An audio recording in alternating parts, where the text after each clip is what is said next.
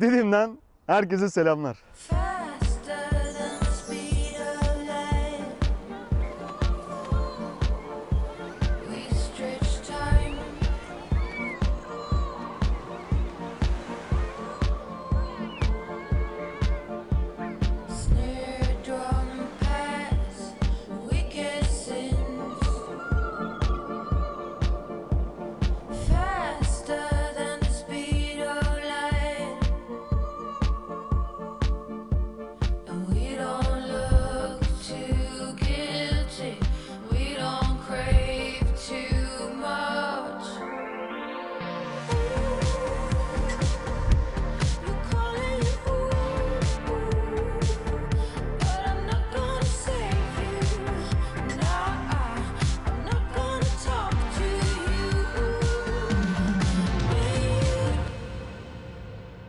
Sizleri Didim'e, Didim'de de buranın sembollerinden olan Apollon Tapınağı'na getirdim. Burayı bilahare anlatacağım size. Şöyle, öncelikle vlog içeriğinde neler olacak onlardan bahsedeyim. Kum, deniz, güneş üstüsü tabii ki olacak. Nerede ne inir o kısım olacak. Nerede konaklanır bunlardan bahsedeceğiz. Tarihi yerler tabii ki olacak. Doğal güzelliklere de dokunuyor olacağız. Yani kısaca dolu dolu Didim'in birçok yerine dokunduğumuz bir vlog sizleri bekliyor. Ve gelelim Apollo Tapınağı'na. Burası bir kehanet merkezi. Döneminde tüm dünyada antik dönemde en önemli kehanet merkezlerinden birisi olması nedeniyle ünlü bir yermiş.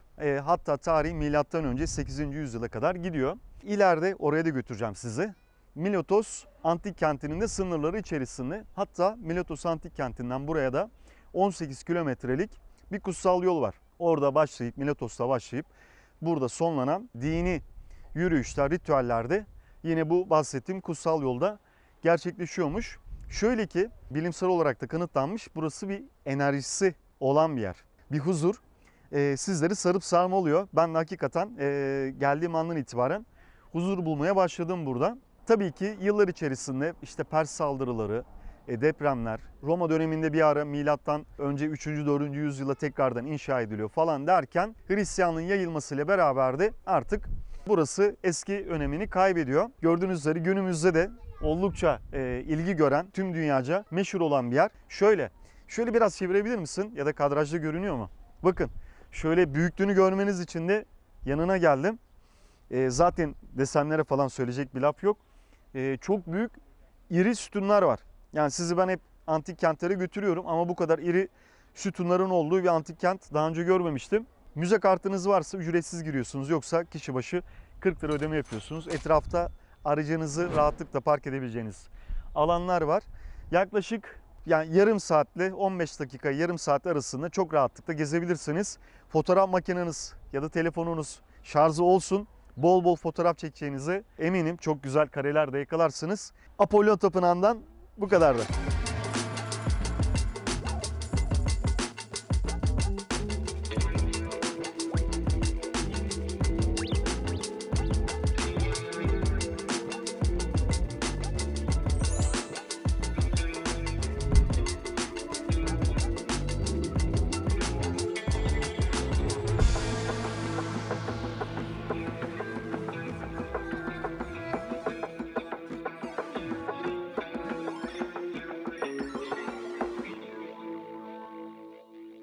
Müze görünce dayanamıyorum biliyorsunuz. Yine Apollon Tapınağı civarında bir müze getirdim sizi. Yoran Mübadil Müzesi burası. Şöyle Lozan Barış Anlaşması'na ek olarak Türk ve Yunan hükümetleri arasında bir anlaşma yapılıyor. Dinlerine göre buradaki Hristiyanlar o tarafa, oradaki Müslümanlar da bu tarafa geliyor. Burada yaşayan Rumlar, burası şu an bulunduğumuz yerin ismi Yoran. Sadece Rumların yaşadığı, mübadeleye kadar sadece Rumların yaşadığı bir balıkçı köyü. Buradaki Rumlar terk ediyorlar. Şimdiki Sedef Koyu'na da Türkler oradaki koydan limana çıkıp buraya geri yerleşiyorlar ve bu süreçle ilgili de hazırlanmış bir müze burası. Bu tarafa geldiğinizde hem aşağıda hikayesini izleyebilirsiniz hem de eskiye dair birçok eşyayı, anıyı burada görmeniz mümkün. Ben çok beğendim. Sizlere de tavsiye ederim. Sizleri Hisar Camii'ne getirdim. Yine Apollon Tapınağı civarında görebileceğiniz tarihi yerlerden bir tanesi de burası. 1830 yılında Ortodoks Rumlar tarafından yapılıyor. O zamanki ismi Ayayani Kilisesi. 1923 yılındaki mübadelelerden sonra da burası camiye çevriliyor. Hisar Camii oluyor. En sonunda 2020 yılında bir restorasyondan geçiyor ve tekrardan ibadete açılıyor.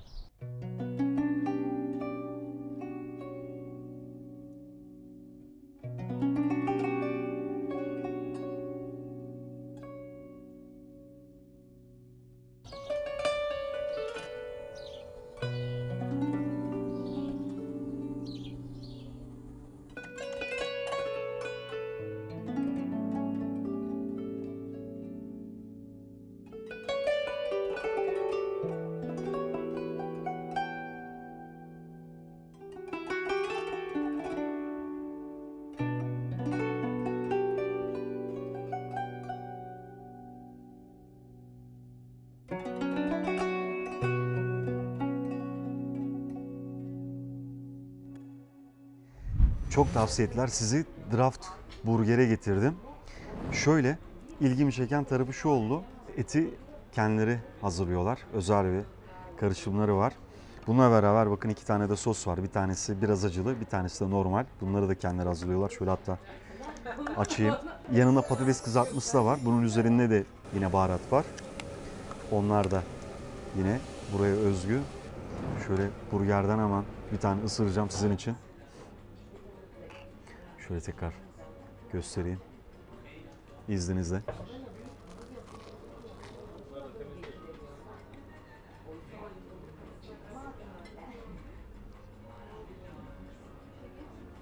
Müthiş. Gayet güzel. Patatese de bakıyorum. Şöyle acılı sosundan alacağım.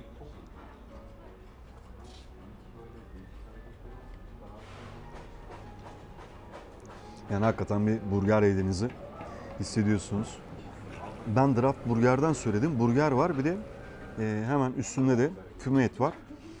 Birçok burger çeşidi var. Onun haricinde yine soğuk içecekler, salatalar da yine, yani kısaca menüleri oldukça zengin. Ben 200 gram olanından sipariş ettim. Oldukça da güzel. Yani gördüğünüz üzere dolu dolu burger tadı alıyorsunuz. Neyse, ben soğutmayayım burgerimi, bir tadına bakayım. Sonrasında fiyatlarla ilgili bilgi vereceğim. Evet, hamburger hakikaten lezzetliydi. Ben Draft Burger 200 gram etlisinden söyledim. Fiyatı 92 lira. Onun haricinde burada bakalım. Birçok çeşit burger var. Dürümler, sandviçler, salatalar, etler, tatlılar diye devam ediyor. Yani menü oldukça geniş. Yoran Mahallesi'ni gezdik. Tarihi yerlere dolaştık. Hamburgerimizi yedik. Kan şekerimiz yükseldi. Şimdi sizi Altınkum'un akşam üzeri ambiyansına götüreceğim. Güzel, keyifli, yoğun bir gün geçirdik Didim'de. Tabii ki Didim'in kalbinin attığı yere sizi getirmesem olmazdı. Özleyenler için, daha önce de hiç gelmeyenler için gelsin bu gezimiz. Altınkum'a getirdim sizi. Burası bahsettiğim gibi Didim'in kalbinin attığı yer. Didim'e gelip de bir akşam burada bu kordonla yürüyüş yapmazsanız Didim'e bence gelmiş sayılmazsınız. Ben de sizle beraber şimdi bu ritüeli gerçekleştireceğim.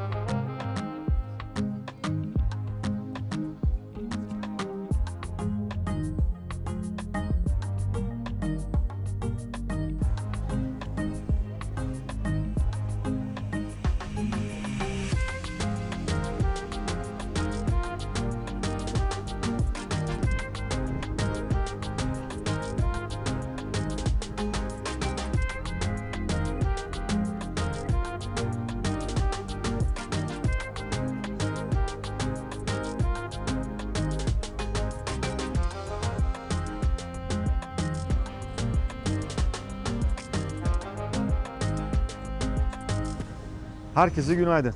Didim'deki ikinci günümüzden selamlar. Şu an Medusa Otel'deyim. Dün gece burada kaldım. Öncelikle Medusa Oteli bir tanımanızı istiyorum.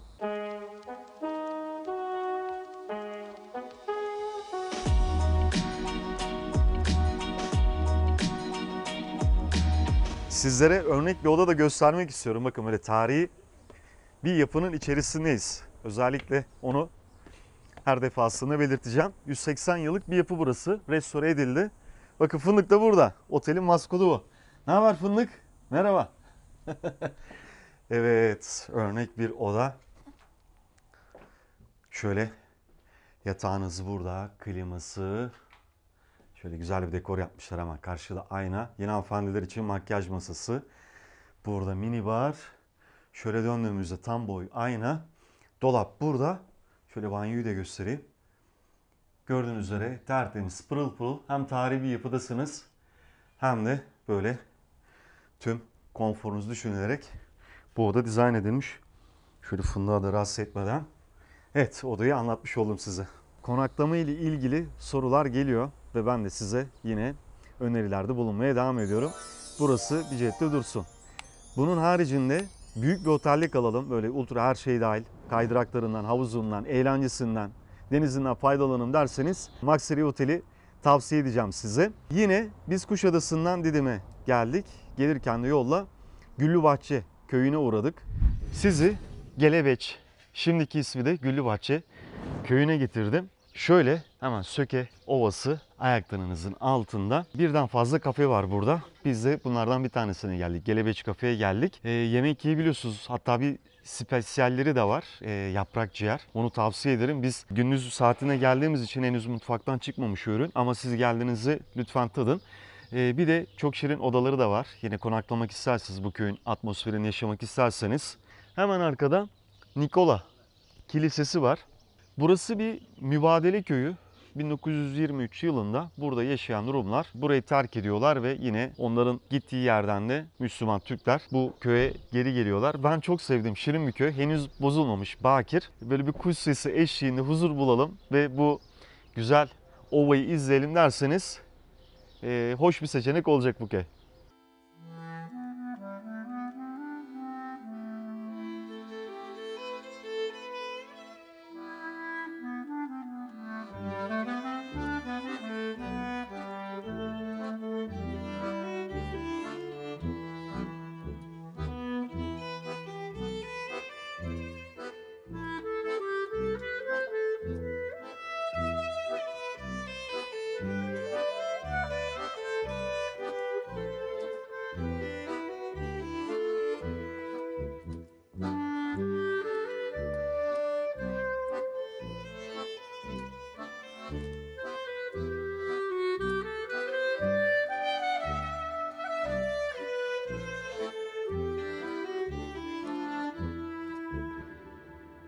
Şimdi gelelim şu an bulunduğum otele.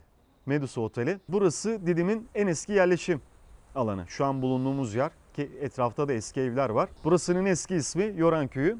Şöyle hemen karşınızdaki otelin birçok alanından manzarası da görünüyor. Apollon Tapınağı var. Bilimsel olarak burasının da bir enerjisinin olduğu da ispat edilmiş hakikaten. Otelin kapısından girdiğiniz andan itibaren zaten etrafta defne ağaçları, sedir ağaçları, sedir değildi ya. Otelin ağaçların adı neydi?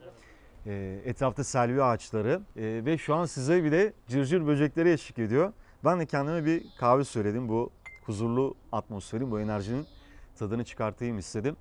Yani Didim'e geldiğinizde benim gibi huzurlu bir atmosferde biz konaklayalım, tarihe de uzak olmayalım derseniz burası keyifli bir adres olacaktır. Şimdi kahvemden bir yudum aldıktan sonra biraz daha öyle zihnim açıldı ki çok kıymetli bir bölüm var bu Medusa Otel'de. Türk-Yunan dostluğuna temsilen bir tane oda yapılmış. Yine o eski döneme ait, mübadele o sürece ait resimler de var. Hatta evin eski, bu alanın eski sahiplerin, ailenin de bir resmi var. Ondan da ben çok etkilendim. Onu da unutmadan size söylemek istedim. Sizi Millet Müzesi'ne getirdim. Burası Didim'e 20 kilometre mesafede. Hemen girişte otopark aracınızı bırakıyorsunuz. Giriş ücreti 40 lira. Müze kartınız varsa da herhangi bir ücret ödemiyorsunuz. Hemen arkada nehir tanrısı Meandros'un heykeli var. Yine Faustina Hamamı'nda sergileniyormuş, o eski görüntüsünü oraya çizmişler. Oldukça etkileyici. Minos mutfağı var. Antik dönemde bir mutfağı orada canlandırmaya çalışmışlar. O da çok güzel. Bronz heykeller, eski dönemde kullanılan takılar, yine eski dönemde kullanılan paralar, çömlekler. Hem Miletos antik kentinden hem de civardaki antik kentten çıkartılan eserler hepsi oldukça etkileyici. Küçük bir müze olmasına rağmen çok nitelikli buldum ben. Bir 15-20 dakika vakit ayırıp burayı görmenizi tavsiye ederim. Sizi antik dönemin en önemli kentlerinden biri olan Milet'e getirdim. Kuzeyde Karadeniz, güneyde Mısır'a kadar 90 tane koloni kurmuşlar ve vatandaşlar bilimde, sanatta, ticarette yürüyüp gitmişler. Hatta o kadar önemli filozoflar yetiştirmişler ki kentin diğer bir adı da Millet Okulu olarak anılmaya başlanmış. Şöyle hem evren hem de insanlarla ilgili akılda kalan sorulara bilim ışığında cevaplar aramaya çalışmışlar. Şöyle ki matematik, geometri Mısır'dan, astronomiyi de Babil'den almışlar. Bu bilgileri daha da büyütüp hem bilim hem de felsefe ışığında insan ve evrenle ilgili soruların cevaplarını aramaya başlamışlar. Ve iki tane de önemli filozof yetişmiş bu şehirden. Bunlardan bir tanesi Thales. Milattan önce 545 ve 625 yıllar arasında yaşamış. Hatta kendisine felsefenin babası dahi deniliyormuş. Diğeri de güneş saatinin mucidi Anaximandros. Burada bu topraklarda yetişmiş. Şöyle ben sizi Milet Antik Kenti'nin tiyatrosuna getirdim. Burası ile ilgili de bilgi vereyim. Helenistik dönemde burası 5300 kişilik bir tiyatro olarak inşa ediliyor.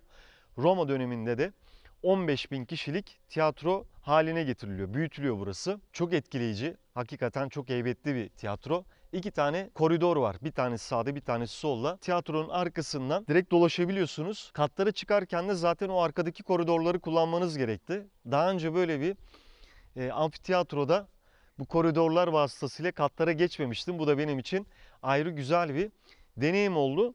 Burası haricinde çok nitelikli ve çok geniş bir araziye kurulmuş bir antik kent burası. Yine buraya geldiğinizde Aziz Mihail Kilisesi ve Dionysos Tapınağı. Roma, Heron'u üçü görebilirsiniz. Görkemli meydan ve tören yolunu görebilirsiniz. Faustina hamamını görebilirsiniz. Döneminde 32 bin metrekare alanda kurulu olan hem depo hem de pazar olarak kullanılan, yine döneminin de en büyük bugünkü AVM diyebiliriz. Ticaret alanını da yine bu kente geldiğinizde görmeniz mümkün. Giriş ücretli, 40 lira bir ücret ödemesi yapıyorsunuz. Müze kartınız varsa tabii ki yine ücretsiz. Gelinmeli mi? Kesinlikle gelmelisiniz. Yine çıkışta Selçuklu döneminden kalma bir kervansaray var. Orada bir şeyler içebilirsiniz. Yine küçük küçük tezgahlar var. Bu yörede yetişen işte zeytin, zeytinyağı gibi ürünler yine satın alınabilir. Ben tekrar gelir miyim? Kesinlikle gelirim ama bu öyle sıcağında gelmem. Biraz zamansız geldim. Akşam üzeri ya da sabah saatlerine gelirseniz çok daha keyifli olacaktır diyorum ve buradan aşağıya atlıyorum. Sizi İlyas Bey Külliyesi'ne getirdim. Burası 13. yüzyılın ikinci yarısında Menteşe Beyliği tarafından bu arazi yani Millet Antik Kenti topraklarına katılıyor ve Balat isminde burada yeni bir şehir kuruyorlar. 1391 yılında da Menteşe Beyliği'nin bu topraklarını Yıldırım Beyazıt fethediyor ve Osmanlı'ya katıyor. Biliyorsunuz 1402'de Ankara Savaşı'nda Yıldırım Beyazıt Timur'a yeniliyor. Timur da diğer Anadolu beylerine yaptığı gibi buradaki araziyi de Menteşe Beyliği'ne tekrardan geri veriyor. 12 yıllık bir aradan sonra tekrardan başa geçen İlyas Bey kendi adına tam burada bu alanda bu külliyeyi kurduruyor. Şimdi girişte enteresan, yani çok kıymetli bir yer. Herhangi bir görevli yoktu. Güvenlik de yoktu. Bir ücret ödemeden içeri giriyorsunuz. İstediğiniz gibi her yerde gezebilirsiniz. Bir yönlendirme tabelası da yok. Şöyle, yani anladığım kadarıyla aktarmaya çalışayım. Burası cami. Onun haricinde burada bahçenin etrafında yapılar var. Sanırım ayrı ayrı eğitim alanlarıydı onlar. Arkada da ben hamam olarak düşündüm. Çünkü bir ısıtma sistemi vardı. Bir de iki tane kurna vardı orada. Hemen girişte sol tarafta da bir hamam var. Yani yapıdan acayip etkilendim. Tek kelimeyle harika. Çok da güzel korunarak gelmiş günümüze kadar. Umarım da bu şekilde korunmaya da devam eder.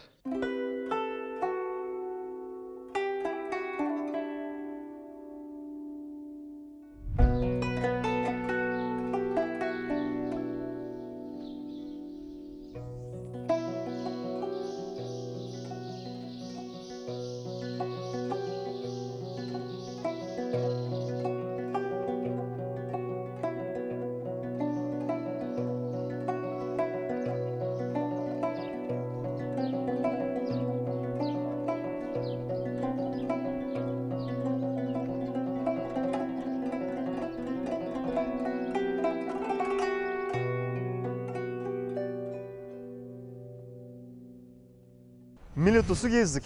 Müzeleri de dolaştık. Sonrasında dönüp dolaştık ve Altınkum'a geri getirdim. Siz tabii ki Didim'de denize girecek koyları merak ediyorsunuz. Şimdi yukarıdan aşağıya kadar nerelere gittik anlatayım size. Manastır Koyu'na götürdüm. Yani sevdiğim, beğendiğim koylardan bir tanesi orası oldu. Yine Deymarin'in orada 3. plaj ya da 2. plaj da olabilir. Şimdi doğrusu yazıyorlar aşağıda. Oraya gittik. Buraya geldik. Altınkum bence Didim'de denize girmek için en popüler yerlerden bir tanesi. Gördüğünüz üzere şu an oldukça da yoğun. Herkes burada denizin ve güneşin tadını çıkartıyor. Masmavi, pırıl pırıl bir deniz var. Sonrasında devam edelim. Akbük Koyu'na gittik. Biraz rüzgarlı bir havaydı. Denizin içi karışmış. Ama sakin bir günde daha parlak ve daha mavi olacağını tahmin ediyorum ben.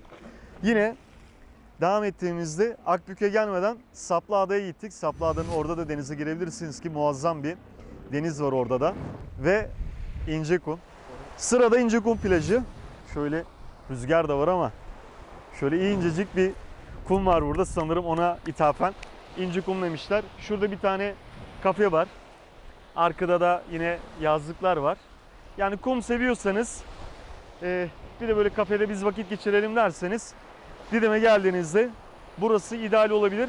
Şöyle burası da Didim'e 30, Akbük'e de 10 kilometre mesafede. Ve sonda Haydarkoyu. Sizi Haydarkoyu'na getirdim. Yani Didim turumda Didim'e en uzak koy burası. Şöyle Didim merkeze 33 kilometre, Akbük'ten de buraya gelmek isterseniz 13 kilometre. Yani yolun yarısı gayet güzeldi. Yarısı biraz böyle dar bir yoldu, virajlı. Son 1,5 kilometresi ise taşlıktı. Yani birinci vitese gelebildim. Buraya 300 metre kala da artık aracınızı bırakıyorsunuz. Yürümeniz gerekti. Yani piknik malzemesiyle falan gelmek isterseniz o 300 metrelik yürüyüşü de göz önünde bulundurun lütfen. Herhangi bir beach hizmeti veren bir yer yok. Yani burada hani bir şeyler yiyelim içelim, işte bir duş alalım, bir tuvalete girelim derseniz tamamen bakir, hiç dokunulmamış. Şurada da bir yazı vardı, ateş ve mangal yakmak yasaktır diye.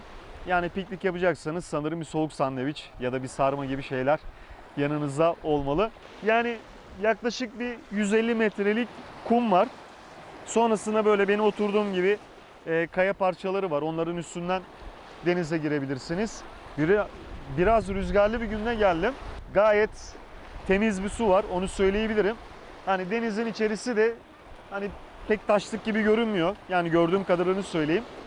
Oldukça da popüler. Şu an etrafta piknik yapanlar var, denize girenler var. Evet, Didim merkezi en uzak koy Haydarkoyu'ndan bu kadardı. Şöyle bu koyların büyük bir kısmına ücretsiz giriş yapıyorsunuz. Hatta bakir koylar, herhangi bir işletme yok. Biz hizmet alalım. Yani yiyecek içecek olsun, işte duşu, şezlongları olsun derseniz size Deymarin'de bir yer tavsiye edeceğim. Şimdi oraya gidelim beraber.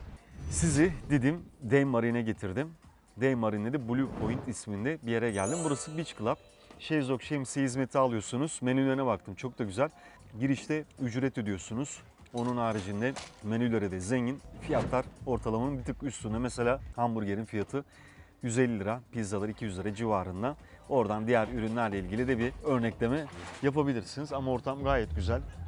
Deniz pırıl pırıl. Ben keyif aldım. Hani bir denize gidelim, bir beach hizmeti alalım, hoş da bir mekan olsun derseniz Didim'de burası değerlendirilebilir.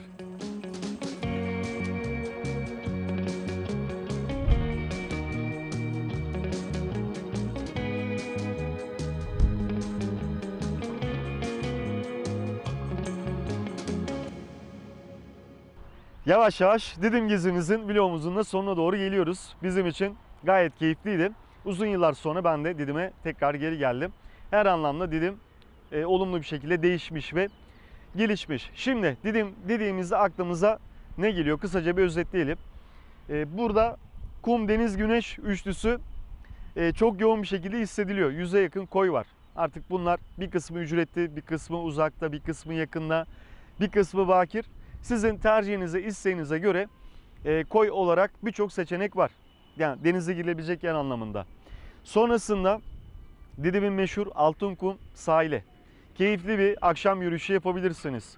Bununla beraber yemek yiyebileceğiniz, bir şeyler içebileceğiniz, hatta eğlenebileceğiniz birçok mekanda orada sizleri bekliyor olacak. Yine tarih de var Didim'de. Beraber birçok tarihi yere de gittik. Doğal güzellikler var, Saplı gibi. Yani Didim sizi her anlamda mutlu edecek, keyifli bir tatil imkanları, özellikleri olan bir yer. Tabii ki hani genel olarak Türkiye'ye baktığımda da ekonomik tatil arayan misafirlerin de ilk tercihleri arasında burası yer alıyor. Konaklama ile ilgili de çok geniş seçenek var. Neyse, lafı daha fazla uzatmayayım. Biz çok keyif aldık bahsettiğim gibi. Umarım izlerken siz de keyif almışsınızdır. Beğenmeyi unutmayın. Bize destek vermiş olursunuz. Didim'le ilgili sorular, öneriler varsa bunları da aşağıya yorumlar kısmına yazın. Yorumların hepsini üşenmiyorum. Tek tek okuyorum. Mümkün olduğu kadar da cevaplamaya çalışıyorum. Henüz de kanala abone olmadıysanız lütfen abone olun. Neden? Çünkü biz her pazar 12.30'da farklı bir yere gidiyoruz. Bu keşifleri siz de takip etmek istiyorsanız lütfen kanala abone olun. Didim'den şimdilik bu kadar. Kendinize çok ama çok iyi bakın. Hoşça kalın.